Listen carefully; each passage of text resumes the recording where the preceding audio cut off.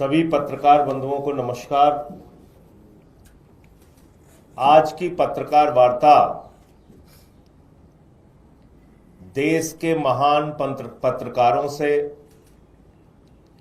प्रमुख टीवी चैनलों से, देश के बड़े बड़े प्रिंट मीडिया वाले अखबारों से विनम्र शिकायत करने के लिए मैं कर रहा हूं। मन में थोड़ा पीड़ा भी है, क्षोभ भी है, और इसलिए यह पत्रकार वार्ता आपसे शिकायत के लिए है। और यह शिकायत हमारी क्या है? आप हमारे खिलाफ कोई खबर है उसको बिल्कुल छापिए, आप स्वतंत्र हैं, लेकिन उसमें यह प्रदर्शित नहीं होना चाहिए कि आम आदमी पार्टी को टारगेट करके कोई खबर चलाई जा रही है।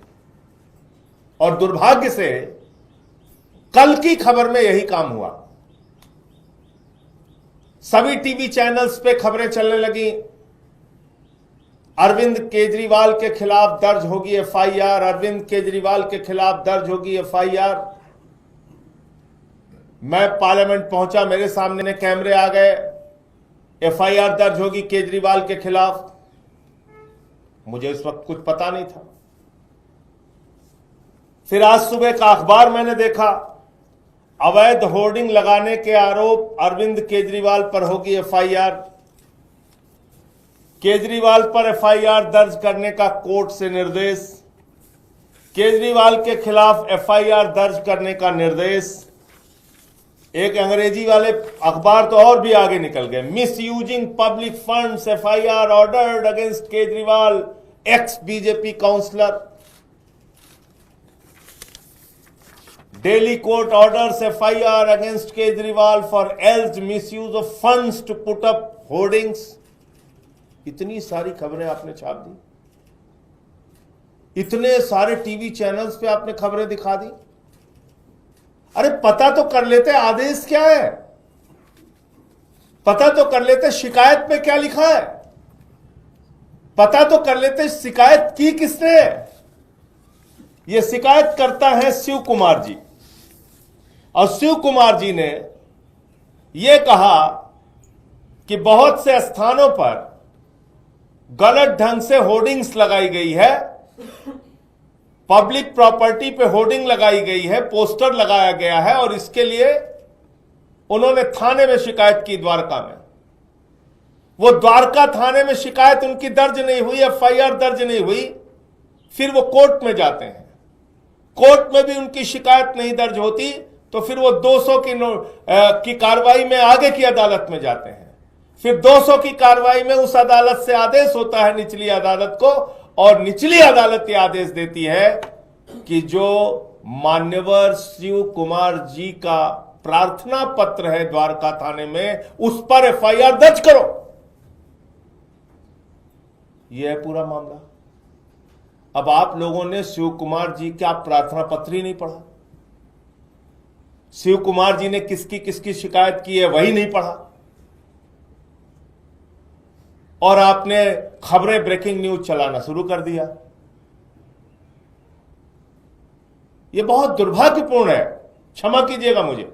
अब मैं नाम पढ़ रहा हूं, अब आप हैरान हो जाएंगे, और उन जज साहब का तो अभिनंदन होना चाहिए। मैं कह रहा हूं, उनका तो अभिनंदन होना चाहिए यह आदेश करने के लिए, सार्वजनिक अभिनंदन होना चाहिए कि उन्होंने इतनी हिम्मत दिखाई। अब मैं नाम पढ़ रहा हूं, शिव कुमार सक्सेना, शिव कुमार सक्सेना ही पूरा नाम है। शिकायतकर्ता शिव कुमार सक्सेना ने भारत के प्रधानमंत्री नरेंद्र मोदी जी का नाम दिया है, भारत के गृह मंत्री अमित शाह का नाम दिया है, भारतीय जनता पार्टी के राष्ट्रीय अध्यक्ष जेपी नड्डा का नाम दिया है, भारतीय जनता पार्टी के सांसद मनोज तिवारी का नाम दिया है, भारतीय जनता पार्टी के सांसद प्रवेश सिंह वर्मा का नाम दिया है, भारतीय जनता पार्टी के पूर्व सांसद रमेश बिदुड़ी का नाम दिया है। प्रवेश वर्मा इस वक्त मंत्री हैं, भारतीय जनता पार्टी के मौजूदा मंत्री प्रवेश सिंह वर्मा का नाम दिया हुआ है।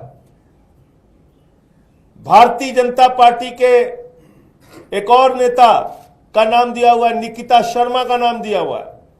इसके अलावा अरविंद केजरीवाल, उस समय के पूर्व मुख्यमंत्री, उनका नाम दिया हुआ है। गुलाब सिंह जो हमारे वहां के तत्कालीन विधायक थे, उनका नाम दिया हुआ है।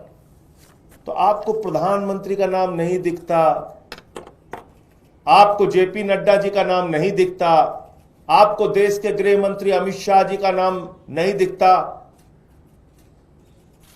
मैं आपसे अनुरोध करता हूं कि आज चलाइए ब्रेकिंग न्यूज। मैं आपको ब्रेकिंग न्यूज दे रहा हूं, चलाइए ब्रेकिंग न्यूज कि भारत के प्रधानमंत्री के खिलाफ एफआईआर दर्ज करने के लिए कोर्ट ने ऑर्डर किया है।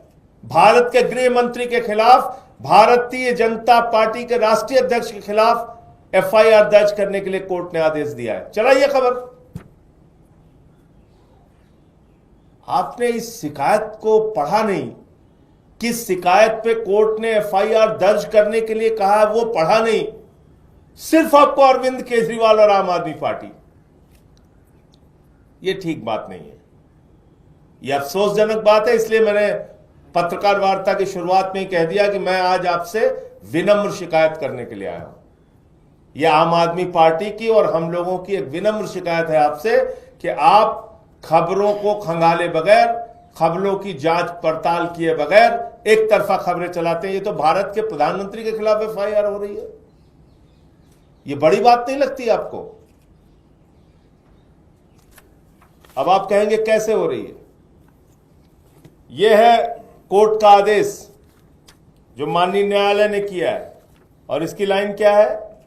Hence in view of the above discussion the court is of the considered opinion that the application under section 156(3) CRPC deserves to be allowed. Accordingly, the concerned SHO is directed to register FIR immediately. और FIR किस पे दर्ज करनी है? Application number क्या है? Application number है 2022B, diary number. ये डायरी नंबर है 2022B, और इसी में जिन लोगों के खिलाफ शिकायत हुई है, माननीय न्यायालय ने कहा है इन सब के खिलाफ एफआईआर दर्ज करो। और इन सब का मतलब होता है भारत के प्रधानमंत्री, भारत के गृह मंत्री, भारतीय जनता पार्टी के राष्ट्रीय अध्यक्ष, देश के स्वास्थ्य मंत्री, दिल्ली के कैबिनेट मिनिस्टर रमेश बिधूड़ी जी, मनोज तिवारी जी, सबका तो नाम है इसमें। मुझे इतनी बात कहनी थी। आपका कोई प्रश्न हो आप पूछ सकते हैं।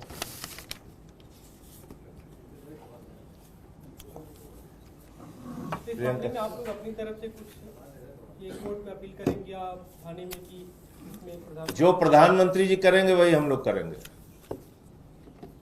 सर एक सवाल, प्रधानमंत्री जी के खिलाफ भी एफआईआर दर्ज हो रही है, तो प्रधानमंत्री जी जो इस मामले में कार्रवाई करेंगे वो उनके मार्गदर्शन में हम लोग भी करेंगे।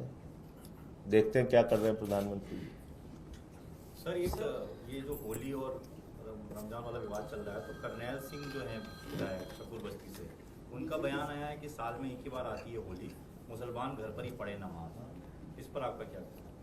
देखिए, ऐसा है कि भारतीय जनता पार्टी को ना तो रोजगार पे बात करनी है, ना महंगाई पे बात करनी है। 94 लाख करोड़ रुपए मिडिल क्लास का डूब गया 5 महीने में शेयर मार्केट के अंदर, ना तो उस पर बात करनी है, न शिक्षा पे बात करनी है, न स्वास्थ्य पे बात करनी है। भारतीय जनता पार्टी को गैर मुद्दों को मुद्दा बनाना है कि नॉन इश्यूज को इश्यूज बनाना है। उनकी इस राजनीति के चक्कर में हम नहीं पड़ते। इस देश के लोग आपस में मिलकर रहना चाहते हैं और अपने अपने त्योहार एक दूसरे के साथ मिलकर मनाना चाहते हैं। उसमें हम, आप या करनैल सिंह कोई भी हो, क्यों उसको बोलने का क्या अधिकार है?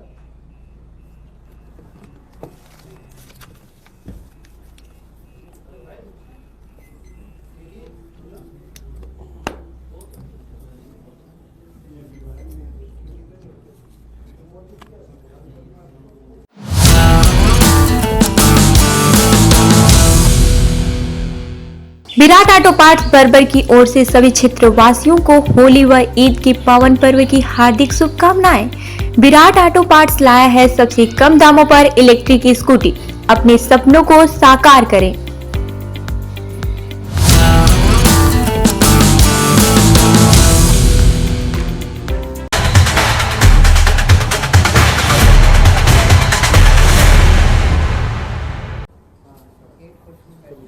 सभी पत्रकार साथियों को नमस्कार। साथियों, आज हम एक ऐसे दौर में रह रहे हैं जहां पर इनकम इनइक्वालिटी हमारे देश में ब्रिटिश एरा से भी वर्स्ट हो गई है, ऐसा स्टडीज बता रही हैं। ऐसी भी रिपोर्ट आई है कि हालत इतनी खराब हो गई है कि 90% भारतीयों के पास खर्च करने के लिए पैसा नहीं है। ऐसी भी रिपोर्ट सार्वजनिक है जो कहती हैं कि 4 दशक में सबसे least income savings, house hold savings रह गई हैं हर एक के पास। इस दौर के अंदर अरविंद केजरीवाल जी ने एक ऐसा सिस्टम दिया जहां आपको अपनी प्राइमरी बेसिक हेल्थ नीड्स के लिए ना कोई खर्चा करना होगा, वेटिंग टाइम रिड्यूस्ड होगा, आपके घर के 5-10 किलोमीटर के भीतर ही आपको एक मोहल्ला क्लिनिक मिल जाएगा और इसमें बहुत सारी दवाइयां, बहुत सारे टेस्ट फ्री हैं। आप सोचिए कि लेबरर के लिए कितना आसान था कि उसको छुट्टी नहीं लेनी पड़ेगी, जाकर वो अपना इलाज करा सकता है, अपनी KFT, LFT, कोलेस्ट्रॉल, थायराइड सब मुफ्त में करा सकता है और उसका कोई खर्चा नहीं होगा। उसको दवाइयां आराम से मिल जाएंगी। प्राइमरी हेल्थ केयर सर्विसेज को बेटर करने से टर्शरी हेल्थ केयर पे भार भी कम पड़ा। क्वैक्स का सिस्टम दिल्ली में खत्म हो गया।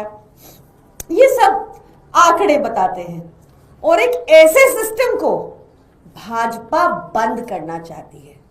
मोदी जी ने गारंटी दी थी कि जब वो दिल्ली जीत जाएंगे तो दिल्ली में मिल रही सुविधाओं को बंद नहीं करेंगे, पर ठीक उसके विपरीत लगभग 550 मोहल्ला क्लिनिक 2024 तक जो दिल्ली में बने उसमें से आधे 250 भाजपा बंद करना चाहती है।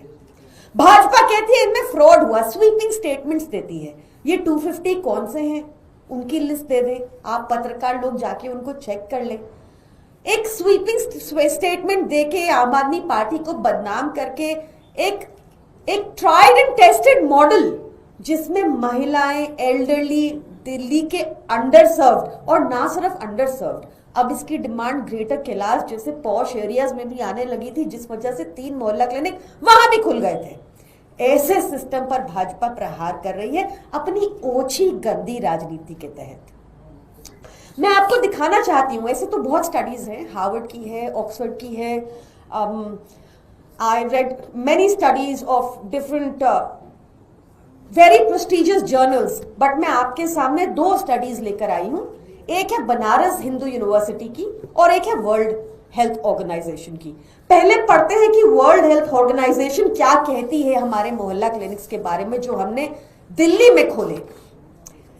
इन्होंने लाइव टेस्ट किया ग्राउंड पर आकर, उसके बाद ये स्टडी पब्लिश हुई जिसमें लिखा है study has documented that more than half to 2/3 of beneficiaries at mohalla clinics were women, elderly, poor and with school education up to primary level। ये बेसिकली ये तबका था जो मोहल्ला क्लिनिक्स में जाता था according to World Health Organisation. Most of the patients had come to this Delhi government facility for the first time। ये तब का आकलन है जब पहली बार लोग इन मोहल्ला क्लिनिक्स की फैसिलिटीज को यूज कर रहे थे। A majority who attended clinics lived within 10 minutes of walking distance। 10 minute के भीतर ही वो मोहल्ला क्लिनिक सिचुएटेड था। There was a high rate of satisfaction, around 90%, with overall services, doctor-patient interaction, time, and the people were willing to return for future health needs। 90% respondents ने जो पहली बार गए थे उन्होंने बताया कि ये बहुत ही बेहतरीन सेवाएं हैं और इनके लिए वो दोबारा अपना इलाज कराने मोहल्ला क्लिनिक में आएंगे। Most beneficiary received consultations, medicines and diagnostics at 0 cost. Test हुए 0 कॉस्ट पे। आगे क्या कहता है वर्ल्ड बैंक इनके बारे में, वर्ल्ड हेल्थ ऑर्गेनाइजेशन इनके बारे में. The time taken to be attended by doctor had also reduced drastically from up to a few hours to less than 30 minutes. The cost of transportation had reduced in majority of these cases as the clinics were in walking distance. There was a high level of satisfaction among beneficiaries was recorded in all the studies which went up as high as 97%. Mohalla clinics seem to have the potential to shift the focus from specialty care to a general physician-based health service. These clinics are bringing the attention back on the role of primary healthcare physician can play in a system which has excessive attention on super specialist care. Healthcare system in Japan is an example where in spite of most modern and advanced technologies, health services focus and importance of primary care physicians is fully understood. The practitioners of primary healthcare are rarely recognized. उन्होंने कहा कि ये बहुत ही अच्छी सुविधा है, Japan में भी ऐसा किया जाता है. उन्होंने कहा कि यहाँ पर बार बार रिस्पोंडेंट्स ने दिखाया कि वो दोबारा आएंगे. बहुत वर्ल्ड हेल्थ ऑर्गेनाइजेशन में जर्नल में जो मोहल्ला क्लिनिक के बारे लिखा गया, बहुत ही बेहतरीन आपको मैंने पढ़ के सुनाई. उन्होंने स्टडीज की. ये देखिए क्या कहता है बनारस हिंदू यूनिवर्सिटी, जब इन्होंने हमारे मोहल्ला हेल्थ सिस्टम पर अपनी स्टडी की तो क्या पाया. ये सैंपल बता रहे हैं जो उन्होंने स्टडी की वो क्या था. बनारस हिंदू यूनिवर्सिटी के जर्नल से पढ़ रही हूं. Majority of the sample were adult women between 30 and 59 years of age. Around 60.7% were women and 39.3% were men. More than 1/3 of the sample was comprised of senior citizens. Senior citizens, women, adult women, mostly ये लोग थे जिनके ऊपर ये study base हुई. All the doctors were very well educated and experienced doctors as well as staff. ये Banaras Hindu university लिख रही है. Majority of doctors has more than 10 years of experience in their respective medical field. The majority of respondents जो लोग इलाज कराने गए said that it only takes 5 to 15 minutes to reach मोहल्ला क्लिनिक from their space. क्योंकि हमारा उद्देश्य था कि हर 5 किलोमीटर के अंदर हम ये मोहल्ला क्लिनिक्स बनाएंगे पूरी दिल्ली में. उसकी जांच हुई और बनारस हिंदू यूनिवर्सिटी लिखती है कि सब लोग 5 से 10 मिनट के अंदर इन मोहल्ला क्लिनिक्स पहुंच जाते थे. There were around 3 to 4% who said it takes around 20-30 minutes. 3-4% respondents ही थे जिनको आपको 30 मिनट्स भी वेट करना पड़ता था, नहीं तो वेटिंग टाइम उससे भी कम था. Doctors of मोहल्ला clinic can refer their patients to a higher institution depending on the need of the patient. ठीक है. The initiative, Banaras Hindu university लिख रही है, the initiative by government of Delhi provided a positive picture in terms of providing free medicine, free consultation, free diagnostic test. Delhi सरकार के इस initiative से दिल्ली के लोगों को, दिल्ली के अंडर सर्व्ड लोगों को फ्री मेडिसिन मिल रही है, फ्री टेस्ट मिल रहे हैं, उनका इलाज एक अच्छे डॉक्टर द्वारा हो रहा है. ये कह रही है ये report. It shows that patients who were interviewed were happy because they were getting health services free of cost along with some suggestions for improvement. Thus, it has been established that Mohalla Clinic, community clinic model of doorstep delivery healthcare is not only successful but also much needed. साथ ही कह रही है, hence Mohalla Clinic model should be adapted and replicated by governments in all other states of India and perhaps anywhere in the world. इसको 40 country study कर रही हैं अपने देश में अपनाने के लिए. बनारस हिंदू यूनिवर्सिटी कह रही है कि पूरे देश में इसको लागू करना चाहिए. ये मोहल्ला क्लिनिक सिस्टम को मोदी जी बंद करना चाहते हैं, भाजपा सरकार बंद करना चाहती है. 250 बताया जा रहा है बंद करने के निर्देश पारित हो गए हैं. इन मोहल्ला क्लिनिक्स के आउटकम्स क्या हुए वो रिसेंटली टेबल्ड सीएजी रिपोर्ट में भी आपको देखने को मिलेगी, जिसने बताया कि देश में हेल्थ के पैरामीटर्स दिल्ली में देश में सबसे बेहतर है और उसका एक बहुत बड़ा योगदान इन मोहल्ला क्लिनिक्स की वजह से था. ऐसा मैं क्यों कहती हूं? Mothers who had antenatal checkup in their first trimester, मोहल्ला क्लिनिक में ये सुविधा उपलब्ध थी. दिल्ली में 76.4% मदर्स को ये मिलता था कम से कम, जो देश से हाईएस्ट है. देश में 70% ही है. पूरे देश में 70% ही है। दिल्ली में ये आंकड़ा नियरली 77% है, क्योंकि ये मोहल्ला क्लिनिक्स थे जहां पे एक्सपेक्टिंग मदर्स को एंटीनेटल चेकअप मिलता था। Mothers who had at least 4 antenatal care visits, ये दिल्ली में 77.2% रहा, जिसमें मोहल्ला क्लिनिक का योगदान था, जबकि पूरे भारत में ये सिर्फ 58.1% है, ऐसा CAG की रिपोर्ट बता रही है। Mothers who consumed iron folic acid for 100 days or more when they were pregnant, क्योंकि दिल्ली में ये सुविधाएं फ्री में थी, मोहल्ला क्लिनिक में थी, यहाँ लगभग 70% महिलाओं को ये जरूरी एसिड मिल गया while they were, जरूरी दवाई मिल गई while they were expecting, whereas national average इसका 44.1% है, जो दिल्ली में 70% है। ऐसे कई तमाम आंकड़े हैं जिससे पता चलता है कि इन मोहल्ला क्लिनिक्स में mothers who received postnatal care from a doctor, nurse, health professional within 2 days of delivery, Delhi में 86%, जो नेशनल एवरेज 78% है। क्यों हुआ ऐसा? क्योंकि यहाँ मोहल्ला क्लिनिक थे। आप उन मोहल्ला क्लिनिक को नाम आप बदलने की बात कर रहे हैं, ये बेहद निंदनीय है, ये आपकी गंदी राजनीति है। आपको तो स्टडी करके, जैसा बनारस हिंदू यूनिवर्सिटी ने बताया, इस मॉडल को पूरे देश में अप्लाई करना चाहिए। अरविंद केजरीवाल जी से नफरत करते करते आप लोगों से नफरत करने लग गए, और एक बहुत अच्छा सिस्टम, चलता हुआ सिस्टम जिसने रिजल्ट्स दिए, आप उसको बंद करना चाहते हैं। मैं भाजपा से रिक्वेस्ट करती हूं कि आप इन मोहल्ला क्लिनिक्स को मोदी जी के नाम पर रख दीजिए। आप इन सब का नाम बदल कर नरेंद्र मोदी आम क्लिनिक कर दीजिए, या कुछ भी रख दीजिए, नरेंद्र मोदी जी के नाम पे रख दीजिए, पर इन सुविधाओं को बंद मत कीजिए। इनसे हमारी माताएं, बहनें, अंडर सर्व्ड लेबरर्स जो छुट्टी नहीं ले सकते, उन सबको बहुत फायदा होता है। वो हेल्दी रहते हैं तो प्रोडक्टिव रहते हैं, हमारे सिस्टम में कंट्रीब्यूट करते हैं। इस सिस्टम को बंद मत कीजिए। धन्यवाद।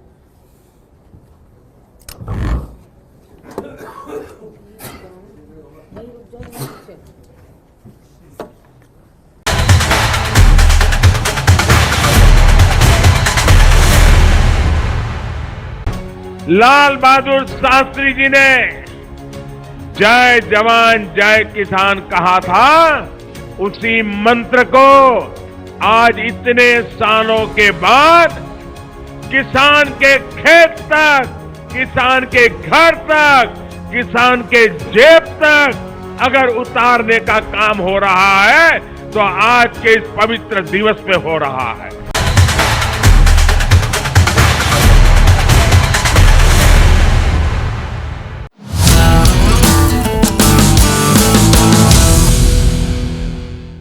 मैं डॉक्टर गौरव अब्बास सेवा हॉस्पिटल बरबर की तरफ से समस्त क्षेत्रवासियों को होली एवं ईद की हार्दिक शुभकामनाएं देता हूँ।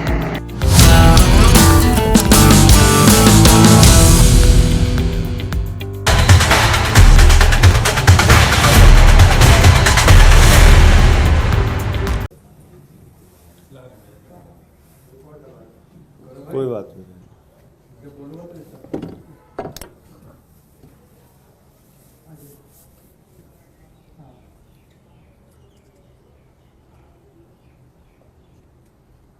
शुरू करें?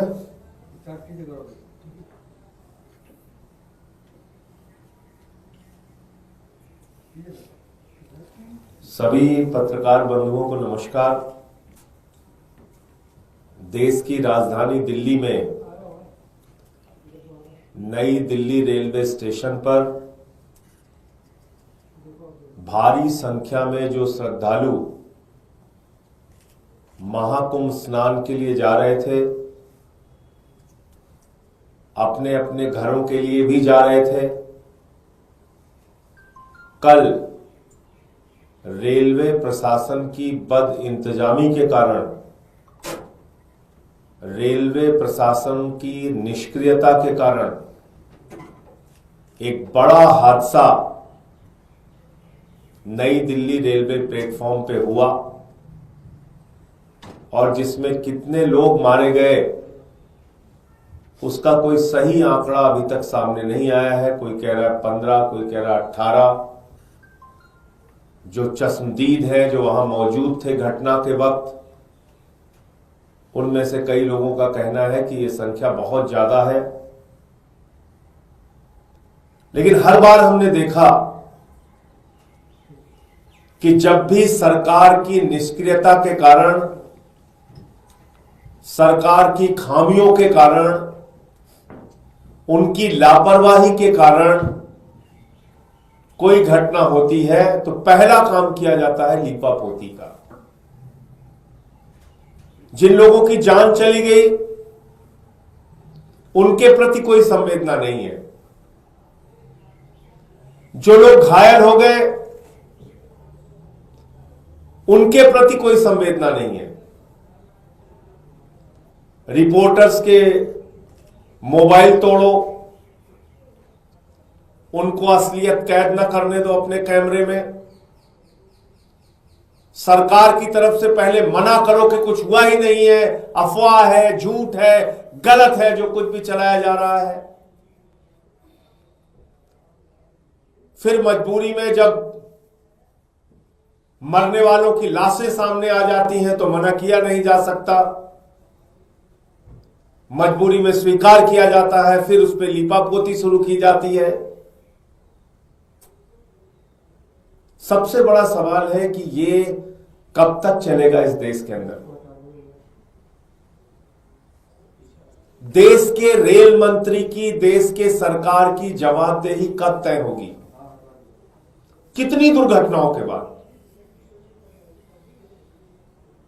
पटरियों पे ट्रेन आपस में टकरा जा रही है, 3-3, 4-4 ट्रेन आपस में टकरा जा रही है, सैकड़ों की संख्या में लोग मर गए, उसको दबा दिया गया, भुला दिया गया। रोज ट्रेन एक्सीडेंट हो रहे हैं, उसको दबा दिया गया, भुला दिया गया। कल जो वीडियो आया है वो बहुत हैरान करने वाला है। नई दिल्ली रेलवे प्लेटफॉर्म पे हजारों की संख्या में लोग दिख रहे हैं, हजारों की संख्या में। पूरा प्लेटफॉर्म भरा पड़ा हुआ है, लेकिन वहां रेलवे का प्रशासन नहीं दिख रहा है। उस भीड़ को कैसे व्यवस्थित किया जाए, कैसे नियंत्रित किया जाए, कैसे लाइनों में किया जाए, इसके लिए कोई रेलवे प्रशासन नहीं दिख रहा है। भगदड़ हो गई, लोगों की जान चली गई,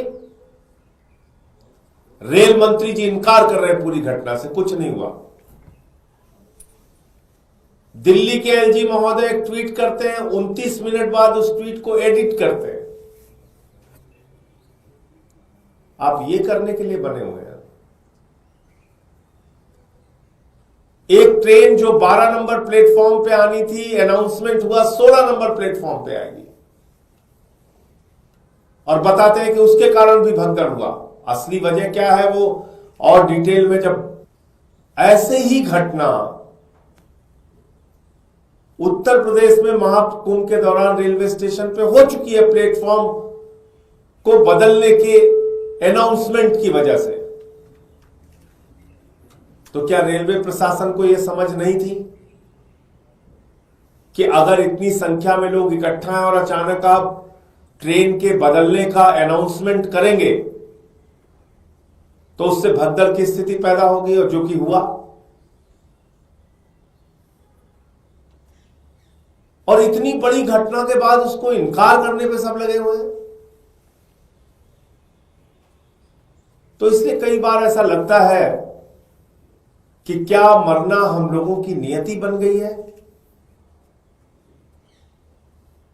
कभी नोटबंदी के बाद लाइनों में खड़े होके मरना है, कभी कोरोना की महामारी में मरना है, कभी महाकुंभ में मरना है, कभी ट्रेन के एक्सीडेंट में मरना है, कभी रोड के एक्सीडेंट में मरना है, कभी रोजगार मांगने पे मरना है, तो कभी फसल का दाम मांगने पे मरना है, कभी फ्लाईओवर के टूटने पे मरना है, कभी पुल के टूटने पे मरना है। ऐसा लगता है मरना हमारी नियति बन गई है और कोई फर्क नहीं पड़ता सरकार को। संवेदनहीनता की पराकाष्ठा है, कोई फर्क नहीं पड़ता सरकार को। इतनी बड़ी बड़ी घटनाओं पे ऐसे बयान दिए जाते हैं, शर्म आएगी आपको। महाकुंभ में इतने लोग मर गए, कहा जाता है साहब वो तो मोक्ष को प्राप्ति हो गए। तो मोक्ष की प्राप्ति उन लोगों को दीजिए जो उस बद इंतजामी के लिए जिम्मेदार है, उनको भी बोलिए आप मोक्ष प्राप्त कीजिए। ये आपके घाव पे नमक छिड़कने की प्रवृत्ति सरकार की कब तक चलती रहेगी? ये बड़ी बड़ी घटनाओं पे लीपापोती करके अपने गुनाहों को दबाने की कोशिश कब तक चलती रहेगी? जहां पे लाशें रखी गई हैं वहां पुलिस के जवान खड़े करके मरे हुए लोगों की सुरक्षा करके क्या दिखाना चाहते हैं? संख्या को छिपा के आप क्या बताना चाहते हैं? कि आपको अपनी गलतियों से सीखना नहीं है, आपको घाव पे नमक छिड़कना है। इसलिए मैं आम आदमी पार्टी की ओर से, अपनी ओर से, जो लोग इस घटना में मारे गए हैं उनके प्रति अपनी गहरी संवेदना व्यक्त करता हूं। ईश्वर से प्रार्थना करता हूं कि उनके परिवारजनों को यह अपार कष्ट सहन करने की प्रभु शक्ति दे, उनकी पुण्य आत्मा को अपने चरणों में स्थान दे।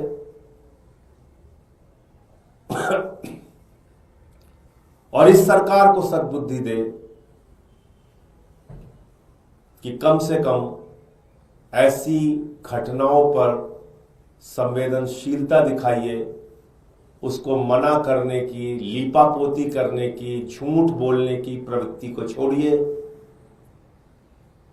और कुछ भी बोलने पर धर्म विरोधी बता देना, देश विरोधी बता देना, विपक्ष को गालियां देना, सोशल मीडिया पे कैंपेन चलाना, ये सब घटिया काम बंद कीजिए। इससे कुछ फायदा नहीं होने वाला है, ना आपका ना देश का। गालियां आप दे सकते हैं, कोई दिक्कत नहीं। हम लोग कुछ भी बोले, आप धर्म विरोधी बता दो, कुछ भी बता दो, करो आपकी मंशा यही है। लेकिन कम से कम ऐसी घटनाओं को रोकने के लिए ईमानदारी से प्रयास कीजिए। महाकुंभ में टेंटों में आग लगने की घटनाएं हो रही हैं, भगदड़ की घटनाएं हो रही हैं। 144 साल का आपने इतना बड़ा प्रचार किया कि पूरी देश दुनिया से लोग वहां पहुंचने लगे, लेकिन उसके हिसाब से इंतजाम कुछ नहीं किया। और 2014 में तो इस देश की जनता ने भगवान चुन लिया है, तो अब उनकी कोई आलोचना तो हो नहीं सकती, क्योंकि भगवान की कोई आलोचना होती नहीं। इंसान होते तो उनकी आलोचना की जा सकती है। उनके परिवारजनों को, जो लोग इस घटना में मारे गए हैं, सरकार को उचित मुआवजा देना चाहिए। देश के रेल मंत्री की जवाबदेही कब तय होगी ये बताना चाहिए, और कितनी घटनाओं का हम इंतजार करें, और कितनी मौतों का इंतजार करें, और कितने ट्रेन एक्सीडेंट्स का इंतजार करें, कब आखिर रेल मंत्री की जवाबदेही तय होगी। मुझे इतनी बात कहनी थी। आपको कोई प्रश्न पूछना हो तो पूछ सकते। आप ही जवाबदेही के नाम पे क्या मांग करें? कई विपक्षी पार्टियां कह रही हैं कि रेल मंत्री को इस्तीफा देने से लगातार ऐसी घटनाएं हो रही हैं। देखिए, विपक्षी पार्टियों के मांग करने से कोई फर्क थोड़ी पड़ता है। विपक्षी पार्टियां मांग करेंगी, वो कहेंगे 4 साल और रहना चाहिए। वो तो अगर उनको खुद से लगता है कि नहीं, रेल मंत्री से कुछ संभल नहीं रहा है, महाकुंभ में जो गाड़ियां जा रही हैं उसके दृश्य आप देखिए, एसी डिब्बे तोड़े जा रहे हैं, हिंसा की जा रही है प्लेटफॉर्म के ऊपर। आज ये घटना जो दिल्ली में हुई है, इसके पहले तो बहुत सारी घटनाओं के वीडियो सामने आए। तो रेल मंत्री जी की कोई जवाबदेही कब तय होगी, मैं तो इतना ही पूछ रहा हूं। इस्तीफा मांगेंगे तो इस्तीफा तो कहेंगे नहीं, अगर आम आदमी पार्टी वालों ने इस्तीफा मांगा है तो उसको तो 4 साल और रहना चाहिए। ये तो सबसे सुयोग्य व्यक्ति है। तो ये सरकार की मंशा है, तौर तरीका है काम करने का, उस पर आप क्या बोलेंगे? धन्यवाद।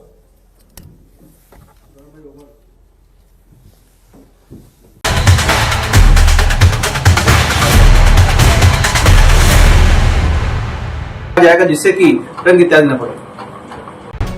लाल बहादुर शास्त्री जी ने जय जवान जय किसान कहा था, उसी मंत्र को आज इतने सालों के बाद किसान के खेत तक, किसान के घर तक, किसान के जेब तक अगर उतारने का काम हो रहा है तो आज के इस पवित्र दिवस पे हो रहा है।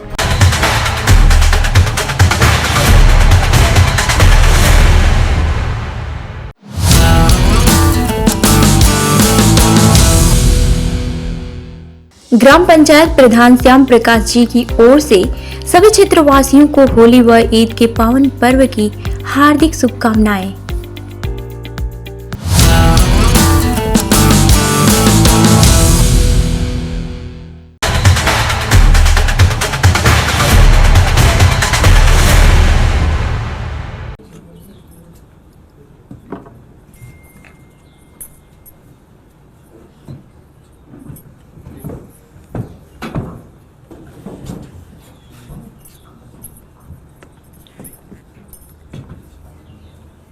भारतीय जनता पार्टी ने दिल्ली के चुनाव से पहले दिल्ली की महिलाओं को कई वादे किए।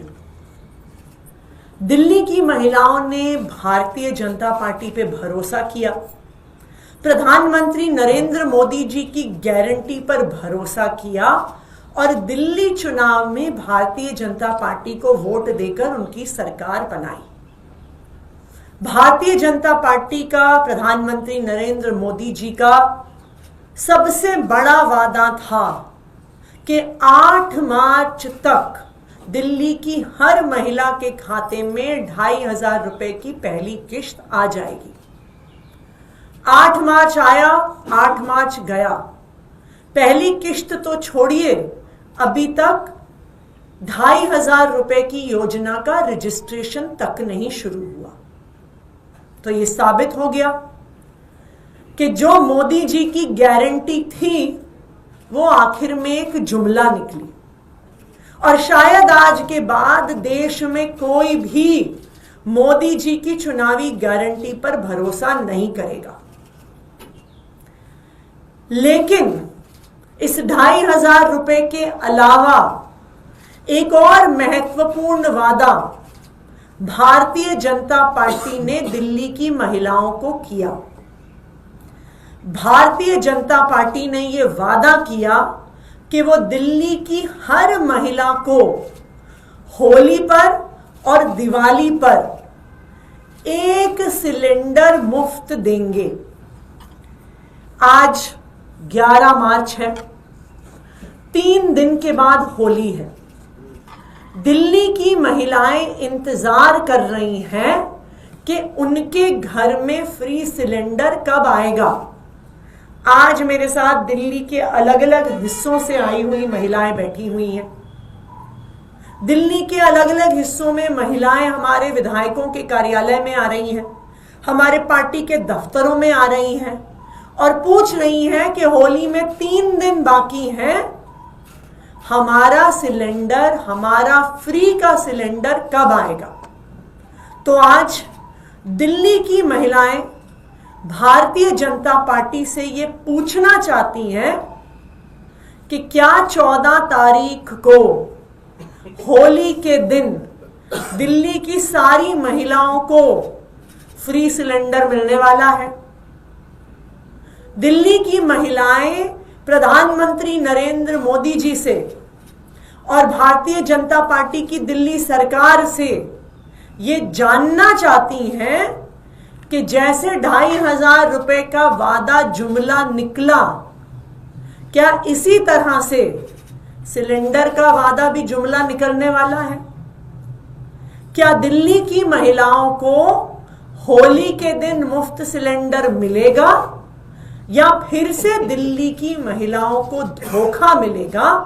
आज दिल्ली के अलग अलग कोनों से महिलाएं इकट्ठी हुई हैं, भारतीय जनता पार्टी से, दिल्ली की मुख्यमंत्री रेखा गुप्ता जी से और देश के प्रधानमंत्री नरेंद्र मोदी जी से सवाल पूछने के लिए कि क्या होली पर हम सबको मुफ्त का सिलेंडर मिलेगा कि नहीं मिलेगा। कोई जिक्र नहीं हुआ, जिसको लेकर आपने मुद्दा भी बनाया, तो आपको लगता है कि सिलेंडर इस होली में मिल पाएगा नहीं मिल पाएगा?